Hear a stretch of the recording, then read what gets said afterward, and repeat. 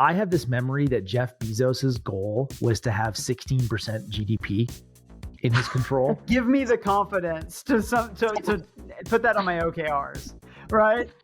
Like, Jason, that's HexClad's new thing. Yeah. Hey guys, we're not actually putting together traditional financial goals this year. We're going to transition from numbers to percentages of GDP. At some point, HexClad's growth plan switches from % year-over-year growth to here's our GDP target.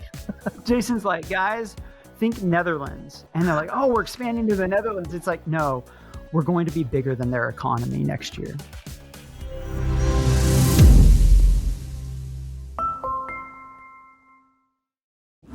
So I want everybody to say one positive emotion. So Matt, go first. What's your positive emotion? Excited. Okay, Mike, what's your positive emotion? Optimism. Okay, Jason, what's your positive emotion? Happy. Right. Mine is love. That's the way we feel about our new premier sponsor, Fulfill. We're full of excitement, love, optimism. We're happy to have Fulfill as our premier flagship sponsor. If you need ERP needs, Fulfill is the place to go because we love them in our heart of hearts. So it's episode 22. There's no agenda today. We're just going to go talk e-commerce, talk what's happening. It started last year, but I'm like, we're just going to lean in all the way on doing drops around ornamentation. And so we were like, okay, we're hitting this hard. I think I told you guys, like, I wanted to get to where we were doing almost one a day by sometime in the next year or so. And anyway, they were just crushing it for us. And then in the last month, they had started to slow down because we had done so many. And internally, there was a little bit of like, hey, have we gone too far with this? And then today happened where it's like a reminder of like, nope, you got to keep going back to the well. But then we had a couple things that we really overbought for the website. We bought them as website exclusives. We overbought them and we weren't planning on selling them on Amazon, but we're like, well, we're overbought, might as well. So we stuck them on Amazon in our listing and we turned on a best deal. And that thing's just gone bonkers when we gave it just a little bit of kindling at discount.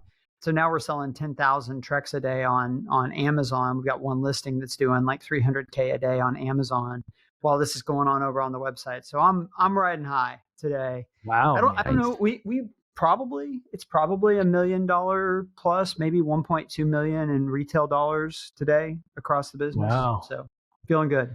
Dude, that's impressive for like Thursday after Labor Day. Yeah. September 7th. This is like little did you for know. us, September and October 2.0. are like the low point of the year. Damn.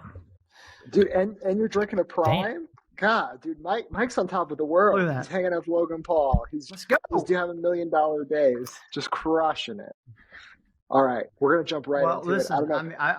I'm not at Jason levels of execution where he's It sounds like you are. multitasking, It sounds like- podcasting. I was gonna say, like, dude, that's a HexClad day right there. That's a good point. Every once in a while, I get into the rare air of Jason's just normal Tuesday.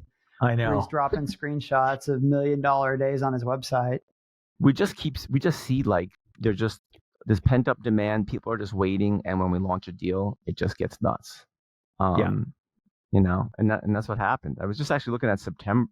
No, sorry, I was just looking at August, and August our CAC was down 15.5% over last August, and our sales were up around 90%.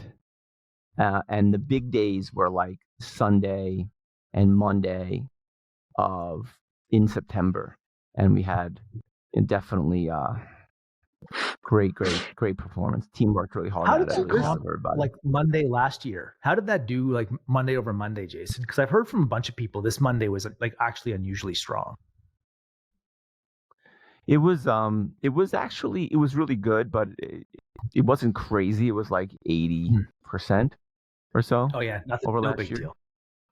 No big deal. Numbers for everybody listening. You just That's not take normal. everything you know about numbers and just throw it out the window when you're talking to Jason. And that's what we all do. Ask Jason.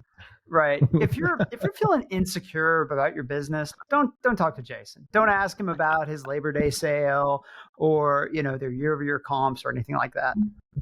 Jason, so here's my question for you. Where do you go from here, right? I mean, you didn't have an 8-figure Labor Day, but what does next year look like? We've talked a little bit in chat. You're hiring some agencies, you're hiring some internal people, but what does 2024 planning look like for a company like HexClad? Yeah, we're sort of setting a growth target for next year and trying to figure out how to hit it. And it's not going to be 110%, which is where we're trending this year. I would be very comfortable growing 60% next year. I actually think it's going to be hard. We're just getting so big. Law of large numbers, man. Yeah. We have some big strategic bets, big strategic initiatives. Some of things I've mentioned in the chat. They're pretty confidential, but on the media side, some pretty big partnerships that we have that we're really close with. We just announced a month ago that we are the official cookware of the James Beard Awards, which is very prestigious. So I think there's more stuff like that. We're just kind of leveling up the overall credibility. We've got a lot of really cool stuff coming with Gordon. But fundamentally, my vision for next year is to figure out, my goal is, instead of people, when you're cooking at home, you're not even using the word cooking, you're HexCladding. That's the goal that I have for everyone at the company. I mean, obviously it's never going to be the case, but that's the ambition. That's the way we think about how we want to make our customers feel next year. And if we can do that, I think we want to go. It's like what you did with Everyday Carry, but cooking is just so huge. And instead of Googling a recipe, you should just be like, oh, let me see what HexClad thinks. I want to make salmon tonight. What does HexClad think I should do? Or even cooking basics. There's so much that we can do because we're so deeply penetrating big chefs now too. And it's we never even wanted to do that. We didn't even want to be a commercial brand. We want to be a consumer brand. We're still a consumer brand, but we have this whole commercial angle. I've got chefs hitting me up all the time. Hey, can I get a deal on HexClad? We're not even doing that yet. So I think there's a ton of stuff for us. And there's also a lot of LTV products. We've been pretty good at dropping new products. The real issue, guys, is at some point, how many households are going to buy a $600 set of cookware from HexClad? We all know. Well, and how many times? It's the mattress problem, right? Although you guys are much better than mattresses, but it's still I mean, Sean, it's your business. It's the argument around the wallet. It's how many wallets does somebody buy, right? Mm-hmm. I mean, Jason, dude, it's such a big idea. Is there a home? Who's the home for cooking now? Who's the brand, right? That when you think of cooking, that's the brand. Yeah, there are a few brands out there, more on the media side, but I don't think anyone is really married together what we have. So we have our cookware, we have the best cookware, right? We can do that. We also have these strategic TV relationships now. Lots, we're on all of Gordon's shows, and we're going to be doing many more of those. So there's a way to marry HexClad kind of leveraging the media and leveraging the content to just make us really, really sticky. And it's not necessarily about having some kind of subscription, which would be cool. I wouldn't turn that down, but it's more just making it incredibly sticky so that you're cooking at home, you're cooking on HexClad. I mean, Matt, you're finally out of the dark ages. I heard. I was about to comment. We've entered again.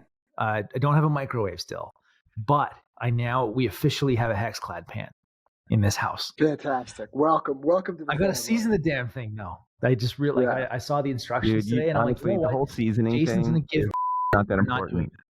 Yeah, I mean, it's not. You should season it, but it's not that important. Okay. See, my wife is anal about this stuff, guys.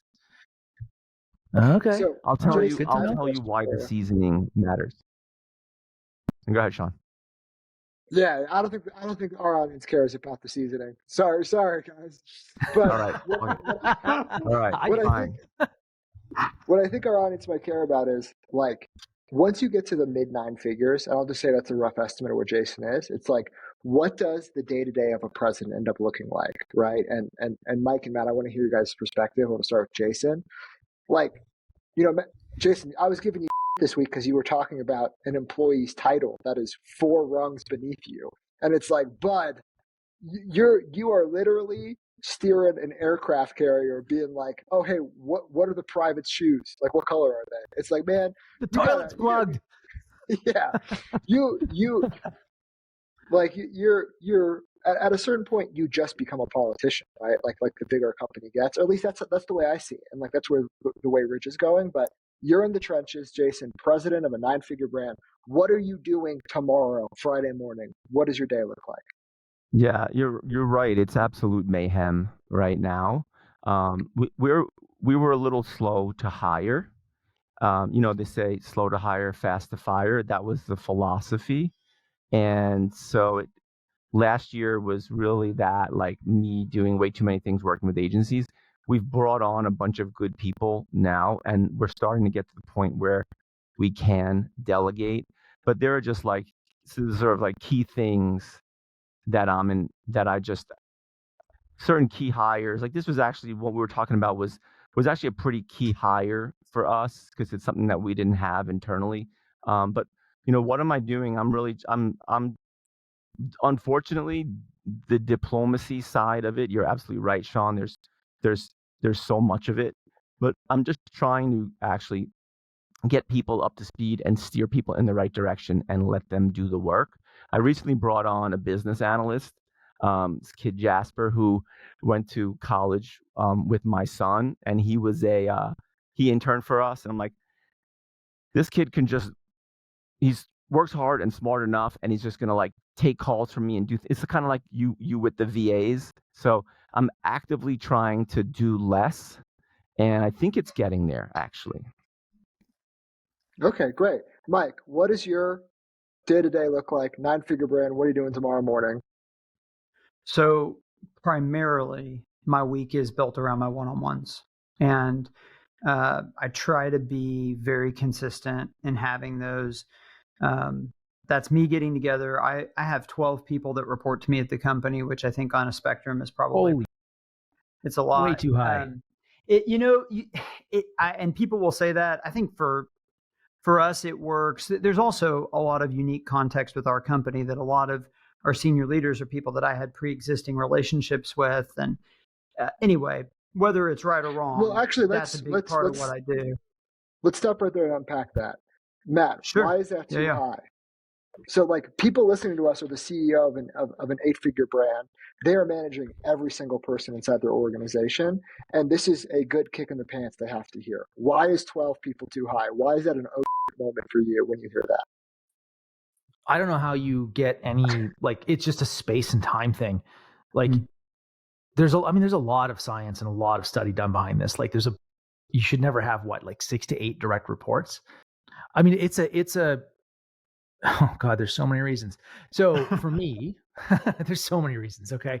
So number one, you're like the CEO has like a bunch of jobs. Okay. And managing people is not one of them.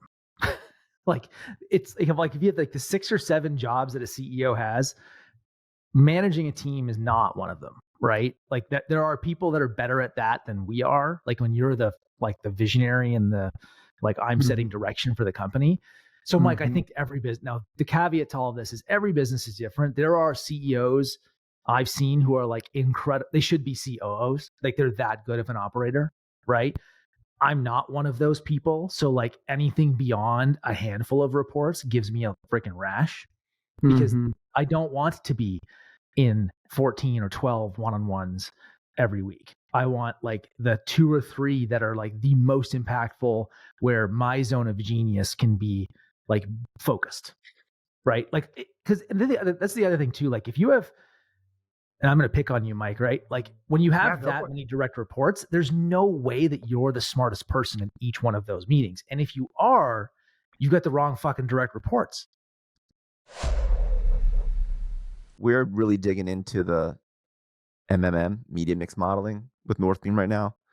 and we're finding it really valuable. And I got a text this morning from an excellent CMO of one of the best, fastest growing brands out there, and he's like, "Hey, we just signed on to media mix modeling." So you've got to be a certain size and scale to do it, but we're super stoked about it. In fact, we were thinking about doing some incrementality testing too with something else, and it's like, you know what? Let's stick with the MMM stuff, and it's really interesting. I think it's going to add a lot of value for us. Well, and I think it's a great conversation because, my first pushback is going to be, this is not one size fits all.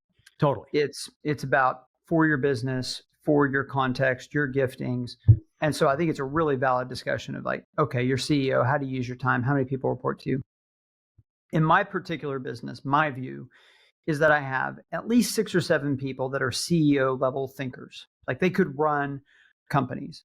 And one of the reasons why we've been so successful is that we have a very abnormally high talent density. Like we probably have the talent density of $1 billion or a $5 billion company, but we've got it in a company doing 200 million in revenue.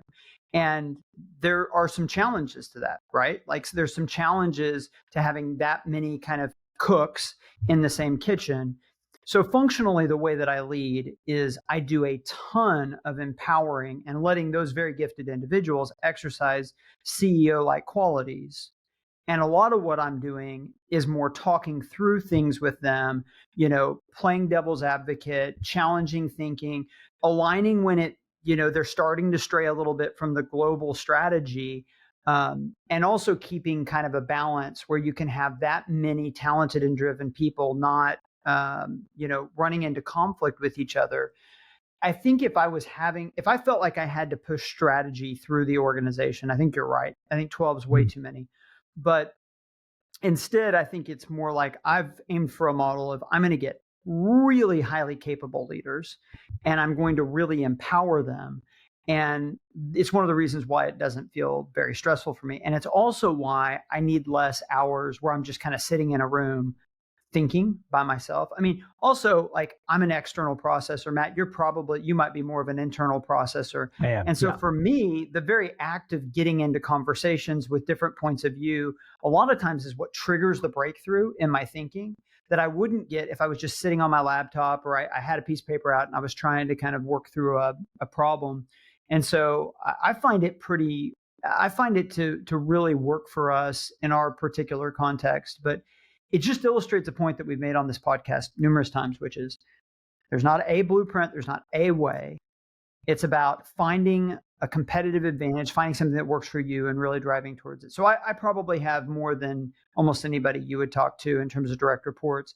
But it's also like, just to give you an insight, the type of conversations we're having and the level of discussion and comfort we have with each other is a lot of times I'll take guys to the gym with me and it's like, I'm going to lift.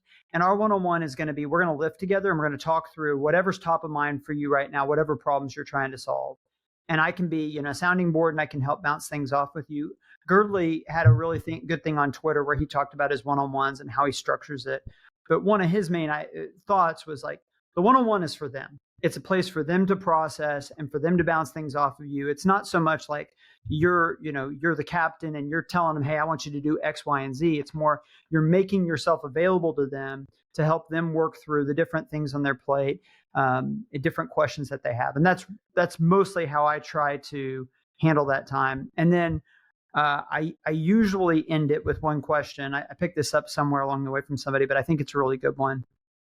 What can I be doing for you? What is the way that I can be helping you to be the most effective? And sometimes people don't have an answer. Other times they're like, oh, actually in this one area, like I'm having a problem with this other senior leader and getting aligned. Can you help us get aligned? Or I need more clarity from you on what the strategy is going to be here so that I can plan out my steps. I think that's great, Mike. I mean, look, yes.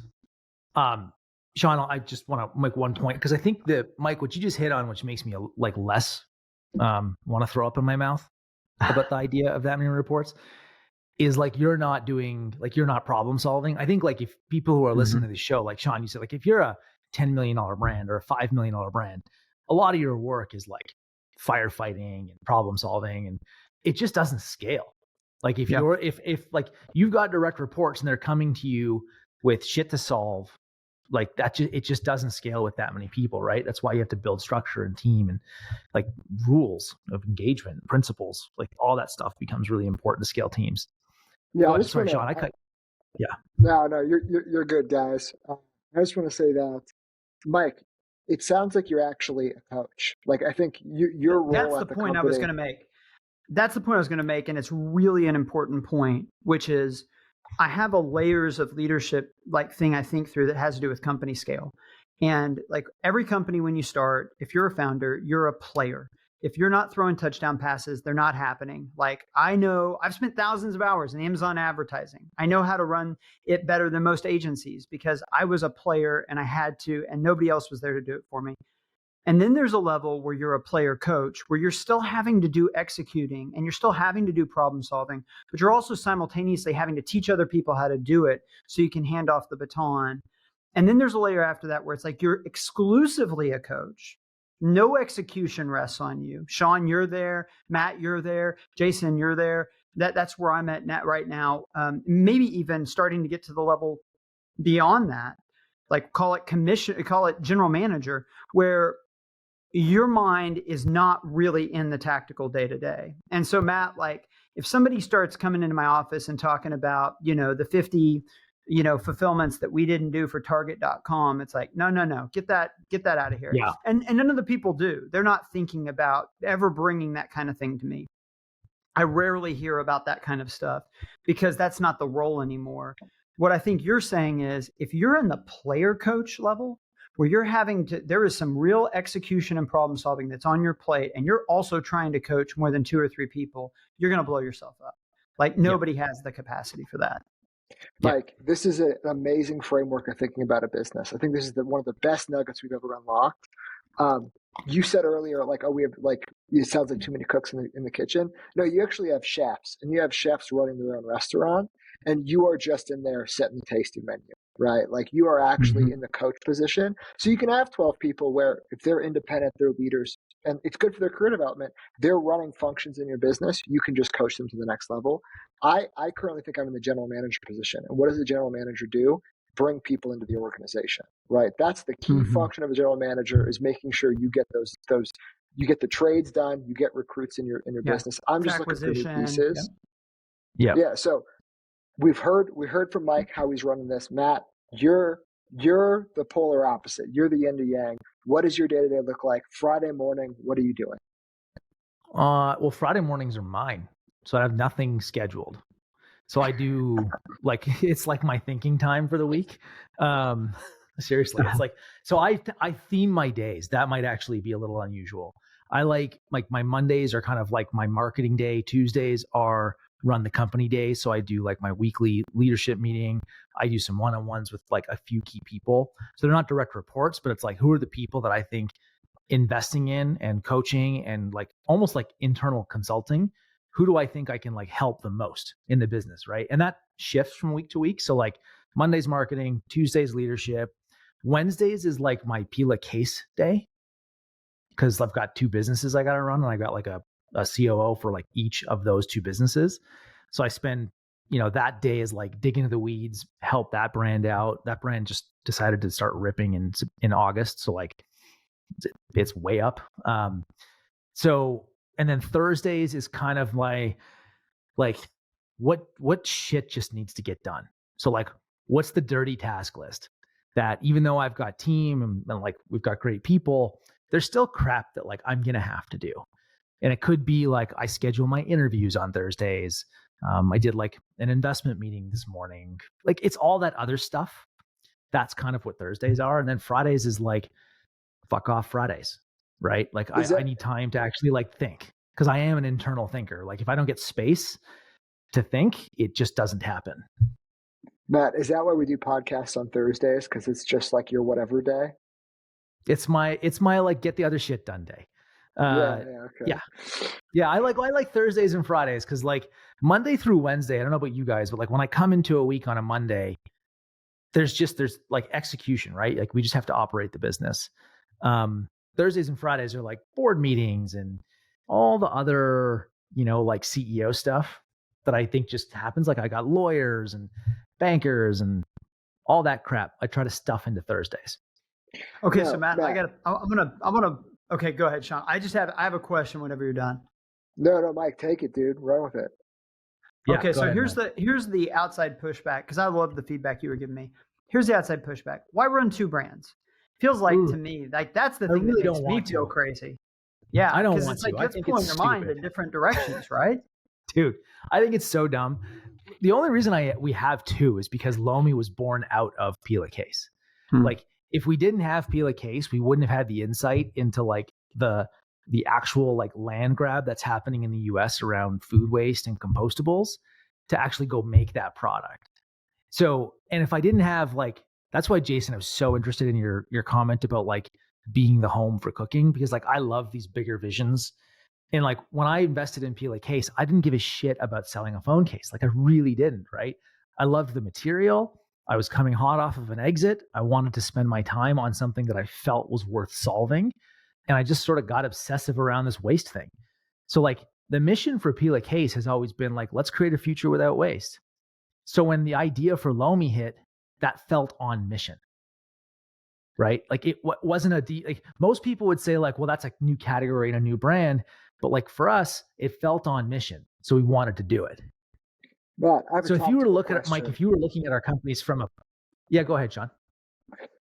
Do you have two separate P&Ls for the businesses, two separate cap tables?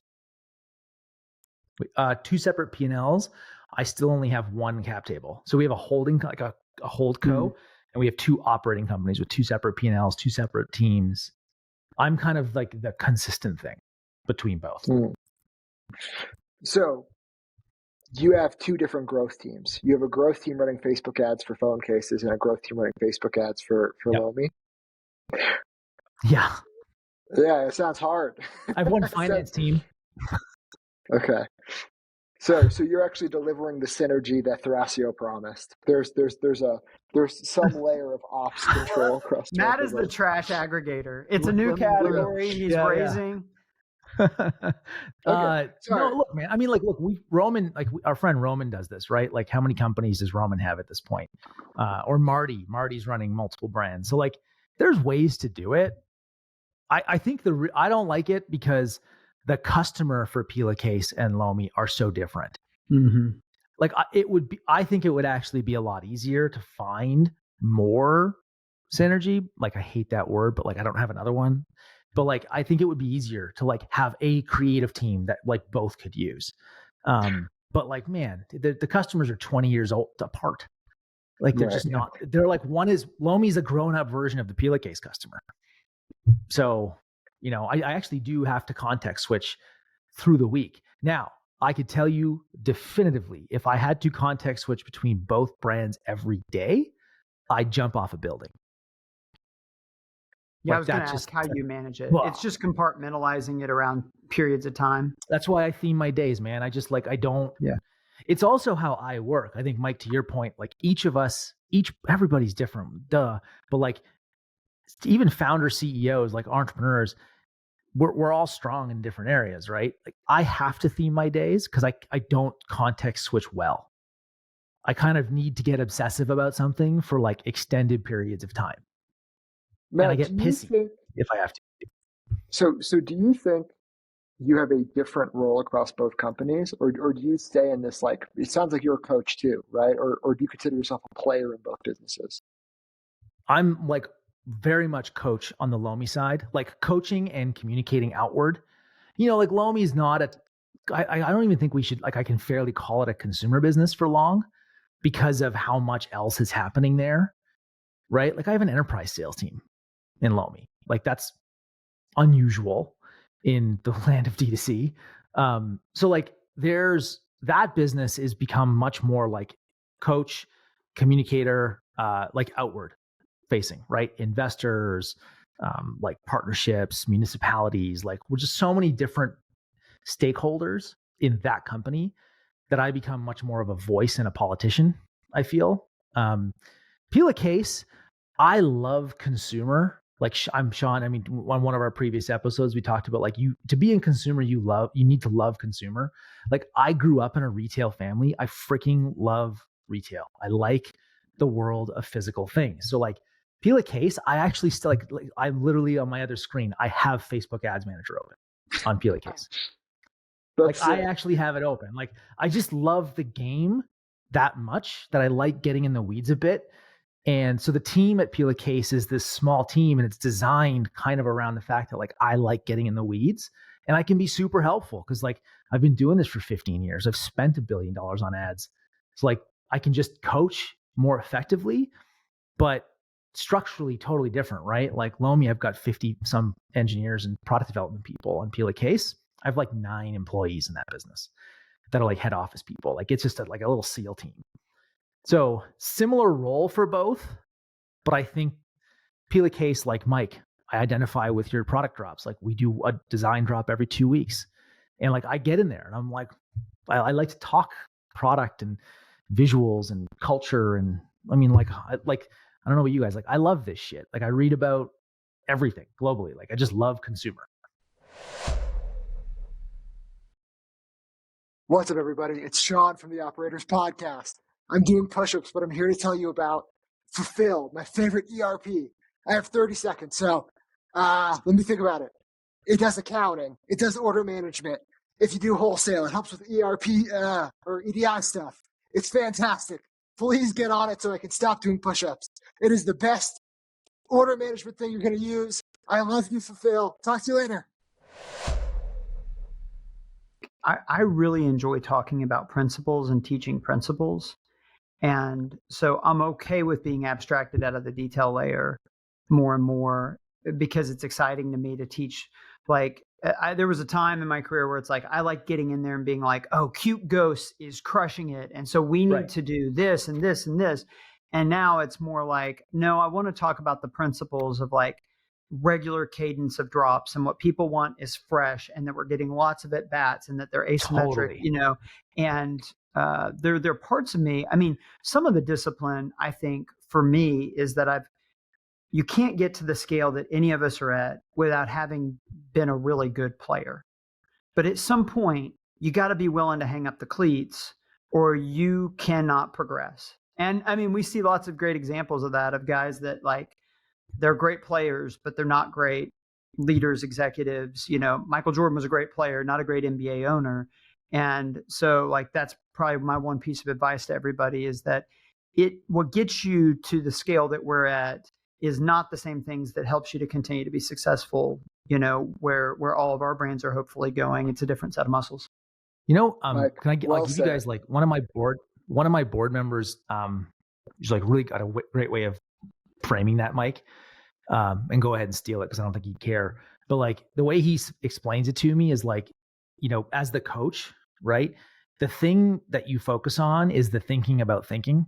So like players do, right? Then there's like leaders who think.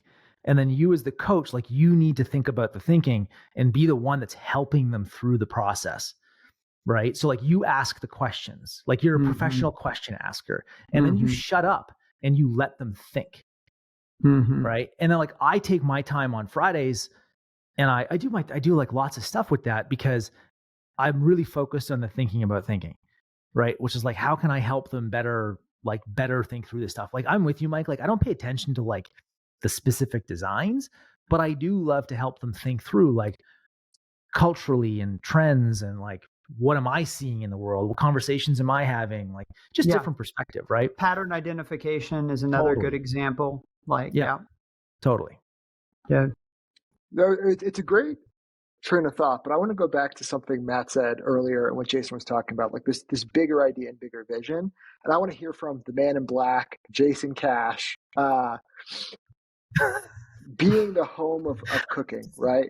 Like that really sounds like you're going to end up expanding the brand outside of physical products. It sounds like there's going to be HexClad restaurant activation. It sounds like there's going to be a cooking magazine. Like how much of these new initiatives are you spending time on? These crazy wild ideas? I'm just making them up. These aren't real things, or are you still just fucking putting out fires like a firefighter every day at your scale?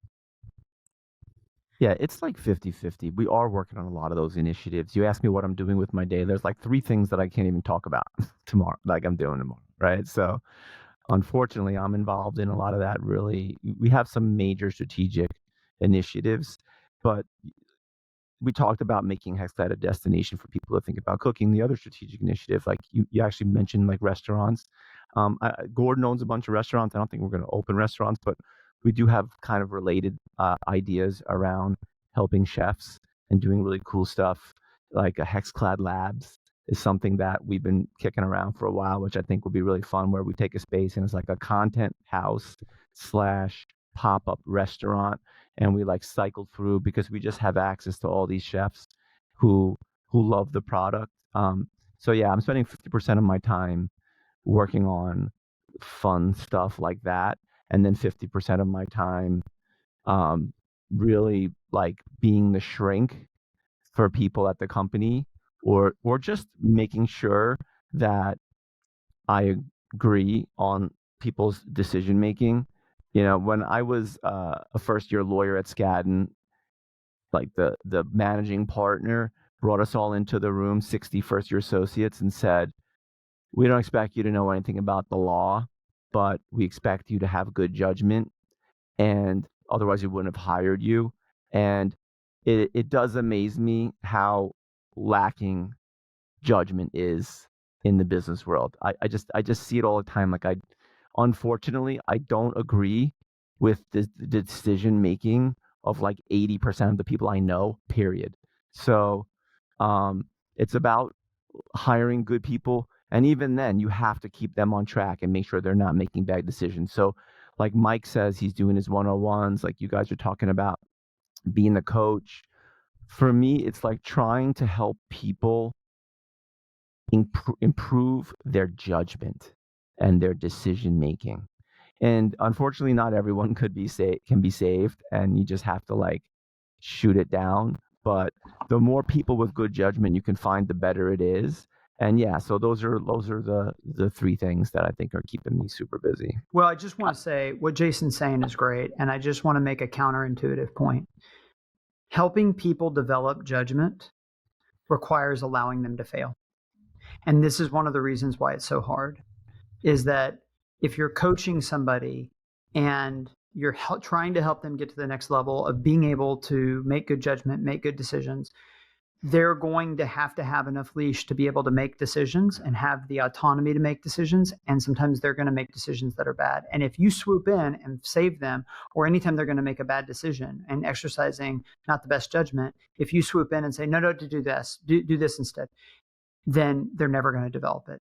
So it's this combination of coaching them, but giving them the autonomy to make decisions, hopefully not decisions that can like blow up your business, but make decisions with real weight, with your counsel, exercising their judgment, and then you're following up with them, good and bad, and helping coach them on how to sharpen their thinking and make better decisions in the future. But I think this is one of the things that often gets missed, is that people are like, yeah, I want to coach people, I want to help them make better decisions. But then really what they do is the first moment that person starts to do something that's not the right call, or that they don't think is the right way to move forward, you take the wheel back out of their hands, and then they can't grow. I'm guilty of that. I think that's great advice, Mike. This has been super awesome. I think it's been heavy. I think it's been deep. We'll pivot into something else that I think is fun. We're all going to pitch each other bad ideas for each other's brands. So, Jason, I got the first idea for you, man. Right off the top of my dome. Okay. HexClad is the home for cooking. All right. We got to get into making cooking basics. I'm talking HexClad brand salt. I'm talking HexClad brand oil. The basic shit like cooking oil or cooking wine. Like all consumables, shit. you're saying. Consumables, yeah. In the aisle, at my Target, I want to see HexClad salt. So that's my idea for you, man. Let's get that going. Will you invest in my idea? Dude, this is not a bad idea. This is really not. Like, we've actually been, because we have the pepper mill and the salt mill, which crush, particularly the pepper mill. Like, they'll buy the salt mill after Literally. The mill. Like, yeah, I mean, we pardon the pun. We should the cooking basics, like those staples that are consumable but long lasting, long life. It's Olive definitely there oil, on the super premium olive oil. I could totally see that. Dude, it's there on the roadmap somewhere. Nice. There's no premium place to go get spices and seasonings from a D2C brand. So HexClad, come from my pantry. That's what I'm looking for. Do you guys have any bad ideas to pitch each other? What's up, everybody? Sean here from the Operators Podcast. You might know me from my famous Twitter profile. You might know me from, I guess, this podcast, but I'm also a huge supporter of SendLane. If you are trying to take a bet on the Klaviyo IPO, might as well take that bet, take that money, switch over to SendLane. It is guaranteed to pay dividends because it will be cheaper. I just did a bunch of push-ups, so I'm pretty tired. Bad ideas. I don't have bad ideas. No, that's not true. I got a lot of bad ideas. Sean, you should do a video game. You sell that, like Ridge sells to like young dudes that live in basements and shit, right? Like that love video games. Just for some reason, I've got this picture of like a Ridge customer as like 20-year-old screaming for meatloaf, like that Will Ferrell scene in whatever the movie was. Like, you should make a video game. Own your own audience. There's my bad idea for Ridge. I actually had a great product idea for Ridge the other day, and I totally forgot what it was, Sean. And I'm gonna remember it though, I promise. I mean, it's actually, I'm so annoyed that I didn't. My old man brain, guys. It's hard. It's really hard. And I got Mike. Your here's how Simple Modern gets into consumables. Crazy idea, but you sell actual disposable bottled water. So I'm totally interested in getting the consumables. That I've actually, like my worst business, like the joke bad business ideas, guys. We're gonna preload the water bottles with water, and then we'll charge more. But we have in all seriousness talked about two things that we've talked about that are interesting. I think what Ball is doing with aluminum cups, where it's like they're disposable, but they could also be reusable. I think where they're kind of like a tweener, I think is super interesting. And then I think it's real, like the powder kind of water supplement industry is really interesting, where you can make like a Prime sells it, for example, like these little packets of powder that cost whatever 5 cents to make, and I could totally see a world where we get into doing that, and we're including one with every unit, because we've got built-in distribution. Yeah, Mike, if you don't do that, there's something wrong with your business, man. Like, you need to be selling like the salt supplement, the flavored supplements, like enrich them with vitamins for kids. Like you put Mickey Mouse on there, it's the next Flintstone vitamin, and they're drinking it in the water bottle that you're already shipping to them. So that is a must do for you. That's not a bad idea. That's a good idea. Me trying to get Jason to sell salt over the internet, that's a bad idea. Mike, you got to do that. That's awesome. I will invest in your business today. It's on the roadmap for sure, and it's interesting. I think a lot of the questions are like, what are you trying to optimize for? Are you trying to optimize for health? Are you trying to optimize for taste? And what does that say about the brand? And because like I think the thing that I love about it is the distribution strategy side of it is actually fairly clear. It's really more exactly like, what do we want to stand for when it comes to product? But I will say this, Matt, to your point, it drives me crazy sometimes that we will sell water bottles at times for like $20 or $15 in some circumstances, like in younger kids. And then I'll see single use disposable water bottles sell for $5 or $6 at an airport. I'm like, this is insane. Like, the discrepancy in value here compared to price does not make any sense to me. So I don't know that I'll ever do it, but I see the discrepancy and it drives me crazy. Mm-hmm. Matt, my pitch for you: plastic cookware, right? Like when you're you just like you're camping or whatever, you have people over, like you throw it all away, just disposable cutlery. Same stuff made out of your materials. It goes inside the peeler case. You've already done it with sandwich bags. Just go into the full thing. We're talking plates, plastic cups, everything. Just do it all. Yeah. Yeah.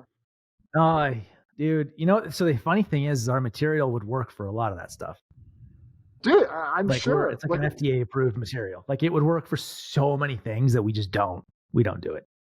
Dude, and that's one of those things where, look, it's so easy, and this is a good lesson for the audience. It's so easy to look at a business and be like, you should do these 100 different things. And it's because you are not in the business. You know what I mean? Like you come into Ridge, be like, oh, you should do this shit. I get pitches all the time. And it's like, oh man, there's so much baggage or red tape or whatever. But man, I mean, really good disposable cutlery that like can be composable, goes inside the Lomi. I mean, that's $100 million business, man. I'm excited for it. Yeah. Okay. So, I actually know of like a couple, like 9-figure companies that do make that shit, like compostable cutlery that works in the Lomi. And they do 9 figures in revenue. Jeez. You guys would be amazed at like the weird shit that's out in the world. Like, this thing, I was thinking of this the other day and I'm like, we know a lot of brands, like, and like, look at the people that we know, right? We don't know any. Like in terms of just like volume and quantity of like companies that make things, we don't know any. Like are you guys in YPO or anything like that? Like I'm a YPO member and I was looking at like I think there's 30,000 YPO people globally. That's crazy. And the requirements to get in there are not easy. No, man, that's like you are 15 million in revenue minimum to get into YPO. And in some countries it's higher. So like this 30,000 people that run like big, like real companies with employees. This isn't like dipshit in a basement, right? It's like, these are real companies. And I was looking at like the retail network and I was texting Bill, our buddy Bill, Sean, cause he's in YPO too. And I'm like, why is YPO so bad at this e-com D2C? Like we're all the retail people, like we're all the brands. He's like, they're all here. They're just 50 years old. Yeah. So here's a question for you guys. What do you think the world GDP is? 100 trillion. This will blow your mind. 90 trillion. The world. Yeah, you guys are right on it. 96 trillion in 21. Yeah. So if that was made up of $100 million companies, you would have 960,000 $100 million companies. Now we know it's like, that's not how it works, but it's kind of to your point, Matt. It's like, when you hear about somebody else doing 9 figures, you're like, oh my gosh, that's huge. There must not be many. And then you look at like the size, it's almost impossible for our brains to understand the size and scope of the world and how many people there are. $96 trillion. It's enormous. Dude, yeah. I mean, there's like a ton of these, old, like even, how many like actual clothing brands there are that do like mid 8 figures or like into the low 9 figures? Like there are a lot of them. Mm-hmm. And maybe not even like full on brands, but like they're manufacturers of the product. There's so many. Yeah. This is one of the things whenever people talk about competition, I'm just like, man, the world will always have a deficit of great operators. Always. Like there's always going to be a shortage. $100 trillion. How much of that $100 trillion is run by people that are not very competent? My guess is a decent amount. Like the amount of business being done far outstrips the number of really good operators. And so that's one of the reasons why it's so crazy when you see these just kind of death matches in industries where there's not actually that big of a pie. It's like, man, there's so much business that gets transacted that is just desperate for somebody good and competent to come in and do a good job with it. And yet, we're going to have 10,000 people try and sell the best leggings through Facebook and compete with each other in a winner take nothing. I don't know why is everybody picking on leggings this week. I don't know. I got that from Sean. Sean's tweet stuck in my head. All over leggings on One Twitter. time, somebody told Sean that their brand was a legging brand, and now Sean's just capping him. Like, what's anonymously wrong with through Twitter? Yeah, Mike, I'll blow your mind with that $100 trillion number. All the revenue Amazon did last year and all the revenue Walmart did last year, put those together, it's 1% of global GDP. So like that means crazy. That means the 2 biggest monopolies we know about are capturing 1% of global GDP. Now, All of food is in there, all of cars, all of real estate, everything's in there. But like the biggest, most monolithic thing you could think about building, together 1% of GDP, a lot of money to be made. At one point, I have this memory that Jeff Bezos's goal was to have 16% GDP in his control. Or some number like that. And I just remember thinking, God, give me the confidence to put that on my OKRs, right? Like, Jason, that's HexClad's new thing. Yeah. Hey guys, we're not actually putting together traditional financial goals this year. We're going to transition from numbers to percentages of GDP. At some point, HexClad's growth plan switches from percent year-over-year growth to here's our GDP target. Yeah. Jason's like, guys, think Netherlands. And they're like, oh, we're expanding to the Netherlands. It's like, no, we're going to be bigger than their economy next year. You know what? I was texting in the pod. I texted in the chat earlier. I was thinking it'd be fun to name a couple of D2C brands that we think are interesting. So I'm gonna do that with my time here for a second, since everyone disregarded all of my suggestions for today's pod. Sean, the moderator, He's not bitter though at all. That's how you really We're supposed feel. to be like the friend episode, talking about our summer. You guys are fucking making me work. I mean, Jesus Christ. I'm just trying to wrap up summer here. So well, two things about D2C. Number one, there are a lot of sock companies out there right now, and like nobody makes good socks. I've been trying to buy socks. Nobody makes good socks. So someone should go make good socks. Otherwise, I'm going to do it. But there's this company, Tenor Jewelry, that I think has a really cool value prop because they're very focused. They sell like faith-based, very specific. They actually have a nanotechnology Bible in the jewelry. So and the jewelry is beautiful. They do like 14 karat gold, like really gorgeous stuff. And it made me think about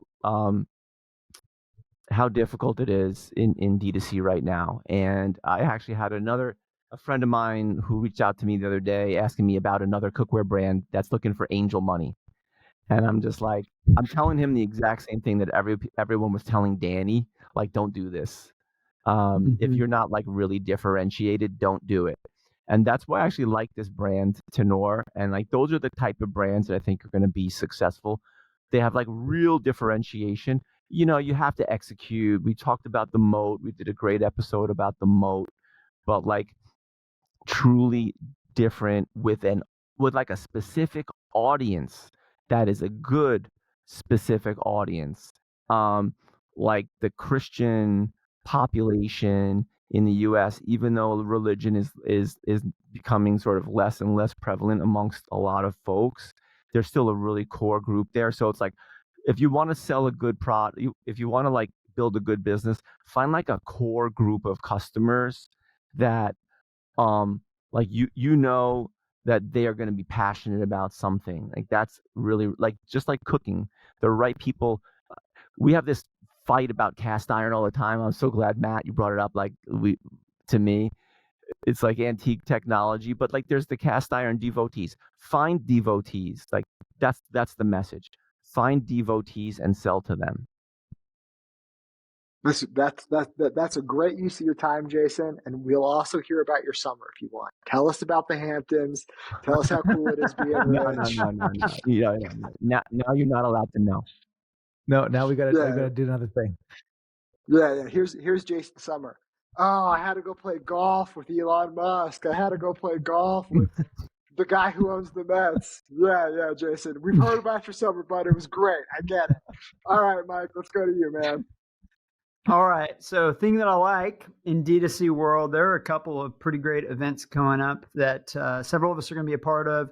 We've got the Sin Lane event in San Diego that's happening here in just like 10 days or so. So I'm fired up about that. I'm going to be at that with the crew, and we're going to do a pod on site. And I think that's sold out. And then I'm going to be in New York for Amazon Innovate. I think it's November 14th. And I'm going to be joined by Sean and a few other friends of the pod that are part of our text group. And we're going to have a panel that I think it's being dubbed the $1 billion panel, because cumulatively the group does over $1 billion in annual sales. So excited about both those events and getting to meet some of the people that listen to the pod in person. I generally just say thanks for all the feedback to everybody who is listening to the pod. We talk about this internally. It's really been encouraging to each of us that us sitting around and talking is actually helpful to people. So encouraged by that. On the thing I don't love in D2C world, Hunter Durham, which is somebody I follow on Twitter, a few of us follow on Twitter, but he wrote a thread yesterday that got a lot of exposure. But it's basically him talking about like, hey, here's how bankruptcy happens, and walking through the moves that he made and how it led to him being in a really difficult situation, which I really admired, him being willing to put that out there. But I think it's anytime you're involved in, the D2C ecosystem, you see people struggling, and it's hard. It's hard when you see people who are working hard and they're good people, but for whatever reason, the market moving against them or some bad luck here or a decision they wish they could get back, that they're that they're kind of stuck and they're in a bad spot. And so I do love that. I think it's one of the things I've loved about Twitter. I've loved about this group, that I do think there's a real sense of community and rallying around each other and wanting to be for each other. Much less competitive and much more supportive is the way I've experienced the community. So I hate that people are going through that, but I love that the community does rally around people, especially when they're going through a difficult period. Mike, it's a great point. Bankruptcy can happen to anybody. It is not a moral failure. Like, it is what it is. Like, the economy is built on risk taking. Bankruptcy is a byproduct of taking risks. So I wish Hunter the best. He's going to rebound, has a great family, and it doesn't make you a worse person. It could happen to anybody. Matt, I want to hear from you. I'm happy you said that, Sean. That's actually really great.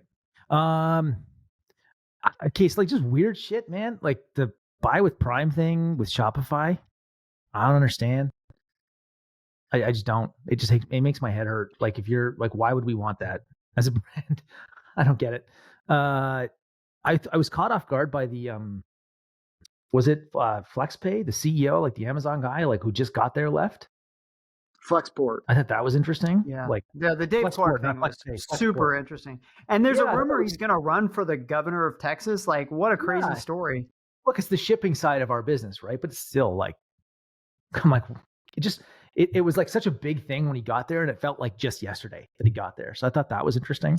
I want to go with Jason's thing though, like brands that I think are really cool and I'm keeping sort of an eye on.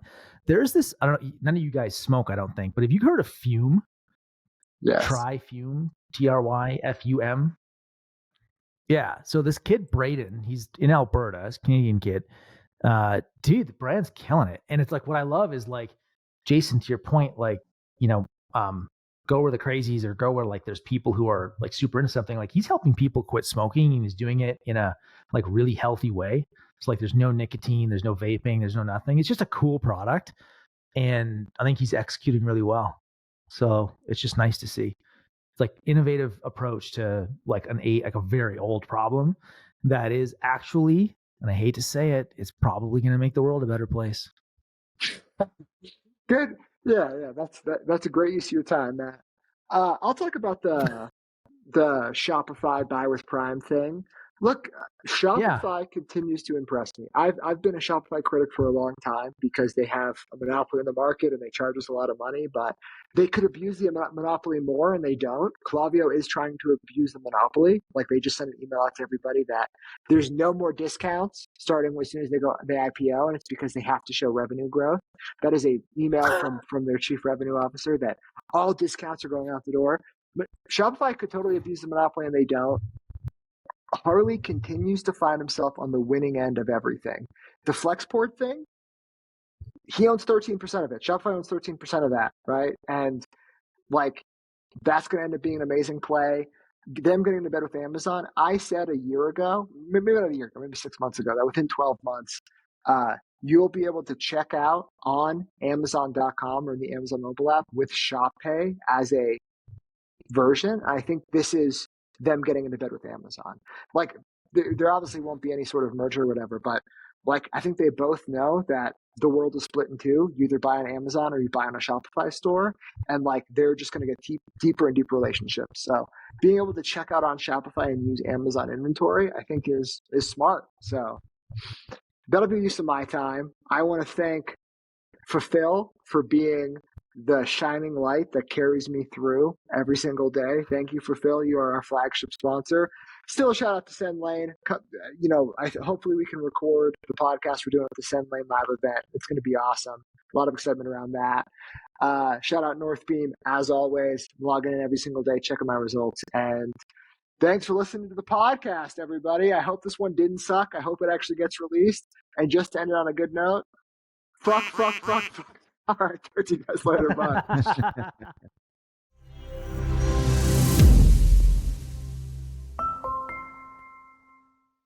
Cha-ching!